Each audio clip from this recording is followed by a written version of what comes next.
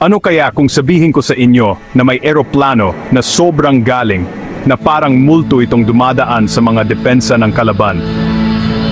Kapag narinig ninyo ang stealth bomber, isipin ninyo ang isang eroplano na ginawa hindi lang para bumilis, kundi para maging hindi nakikita. Ang pinakasikat, ang B-2 Spirit.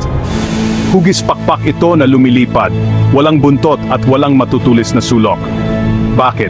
Dahil ang disenyo nito ang tumutulong para hindi ito makita ng radar. Kaya paano nito nagagawa ang magic trick na ito? Gumagamit ang B-2 ng mga special na materyales na sumisipsip ng radar waves, kaya mahirap itong makita. Nakatago ang mga makina nito sa loob ng pakpak, at pati ang pintura nito ay ginawa para lokohin ang mga sensor ng kalaban. Bakit kailangan ng US ng ganito? Sa mga delikadong misyon, ang B-2 ay maaring lumusot sa teritoryo ng kalaban, maghulog ng mga bomba, at umalis bago pa man malaman ng kahit sino na nandoon ito. Maari itong magdala ng regular na bomba at nuclear na bomba, kaya talagang napakalakas nito.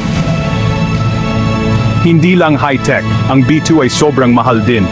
Isipin ninyo, ang isang eroplano ay nagkakahalaga ng mahigit $1 bilyong. 21 lang ang nagawa, at bawat isa ay mahigpit na binabantayan.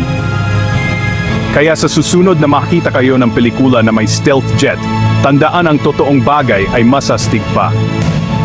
Ito ay isang lumilipad na multo, dinisenyo para sa isang misyon, ang manatiling nakatago at panatilihing ligtas ang mga sakay nito.